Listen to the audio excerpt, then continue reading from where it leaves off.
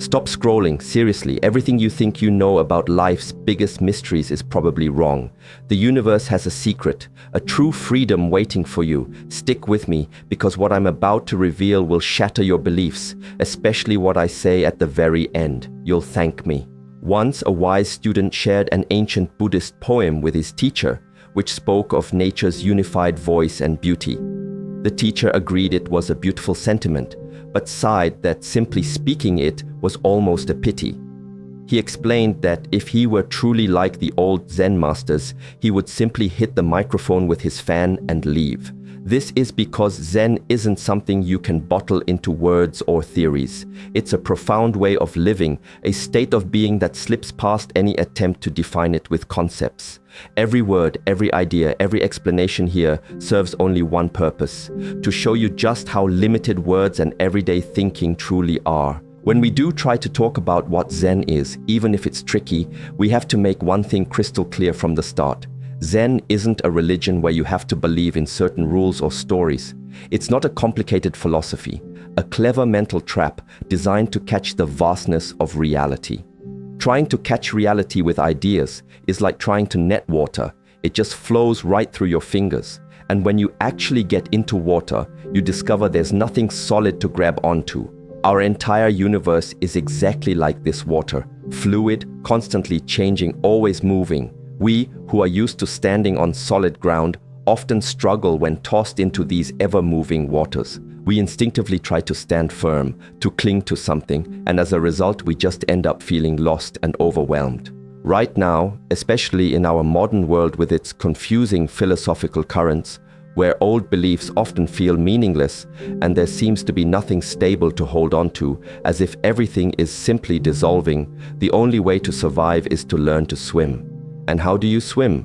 You relax, you let go, you trust the water to support you, learning to breathe properly, and suddenly you find yourself effortlessly held up. In fact, in a wonderful way, you begin to become one with the water itself. This understanding is key. If we had to simplify Zen into one single idea, which we admit is misleading, it's simply this: the universe is made of one enormous, unnameable energy. People have given this energy many names throughout history: God, Brahman, Tao. But in the West, the word God has become weighed down by so many old associations and traditions that it often feels tiresome. We look to exotic-sounding names from the Far East, like Tao or Brahman, not just because they're new, but because they haven't picked up all the heavy, serious, sometimes outdated baggage of the past. Some of the Buddhist terms for this basic energy, like tathata, often translated as suchness or thusness, are incredibly simple at their core. In Sanskrit, it's akin to saying that, or in simple American English, you're it. This tathata isn't just an abstract concept. It mirrors the first sound a baby often makes, looking around and just going da-da-da, seeing everything yet saying that. This entire universe then is one great tathata, one vast suchness that encompasses 10,000 things. This suchness, like everything else, constantly appears and disappears, much like the on and off nature of energy itself. The ancient Chinese wisdom calls this the yang and the yin, forever cycling. It's like waves on the ocean, always rising into crests and then receding into troughs.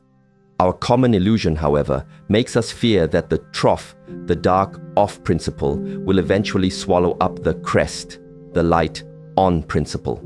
We worry that off will triumph over on, getting ourselves completely wrapped up in this anxious thought. We dread the idea that darkness might permanently win, and so we live in a constant state of low-grade anxiety, wondering why anything exists at all when simply existing feels like so much effort. It seems as if it would be so much easier for there to have been nothing, which then leads us to believe that the on-side, the state of being, will always give up eventually, sinking back into nothingness and death. But here's the breakthrough. Death is simply the other essential face of this single energy. It's the not being that makes being possible, just as space is necessary for solids to exist and vice versa. When you truly wake up to this truth, you realize that the more things change, the more they remain fundamentally the same. Like the French saying, the more things change, the more they stay the same. You understand that you are fundamentally a manifestation of this single vast energy and there is nothing else besides it. Always being just you would be incredibly boring, which is why existence arranges for you to stop being you for a while, only to reappear as something or someone new. This realization fills you with incredible energy and joy. As the poet Blake said, energy is eternal delight. Suddenly, you see through the whole act the illusion of separateness. You truly grasp that you are that unnameable energy, and you cannot be anything else. This profound understanding relieves you of a fundamental terror that often silently plagues us all. It doesn't mean you'll never feel scared, jump at a loud noise, worry occasionally, or even lose your temper. What it does mean is that deep down at your core, you become capable of simply being human without that underlying fear. The perfect man, as the ancient philosopher Zhuangzi said, uses his mind like a mirror. It reflects everything without grasping onto anything, receiving impressions without holding onto them. In modern terms, this means living without hang-ups. It means you can drift effortlessly like a cloud and flow freely like water, knowing that all of life is a magnificent, playful illusion of energy, and there is absolutely nothing deep down to truly be afraid of. And oh, how we torture ourselves by clinging to that illusion. Gee, we might think, what if darkness really did win? We live in constant trepidation thinking it might. After all, isn't it strange that anything exists at all? It feels peculiar, demanding effort and energy. It would be so much simpler for nothing to exist. So, we tell ourselves, since existence, the on side of things, requires so much effort, eventually it will all just give up and sink back into death. But death is merely the other side of this vast energy. It's the rest, the not being around, that then generates something new to be around, just like you can't have solid without space, or space without solid. When you finally wake up to this truth, you begin to grasp that the more things change, the more they remain the same.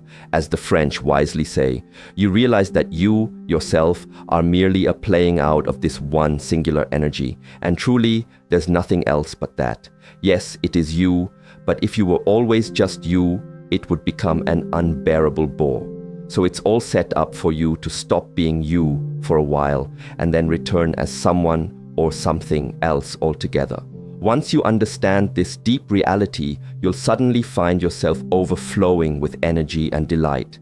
Just as the poet Blake said, energy is eternal delight. You'll abruptly see through all the pretense and illusions of things.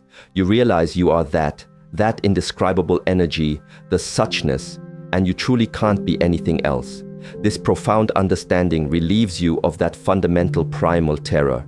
Now, this doesn't mean you'll instantly become some fearless hero, that you won't flinch at a loud noise, or occasionally worry, or even lose your temper. It means that deep down inside, you will always be capable of simply being human, truly human. So, if I can offer a metaphor, the ancient philosopher Zhuangzi wisely said, "The perfect man employs his mind as a mirror. It grasps nothing. It refuses nothing, it receives, but does not keep."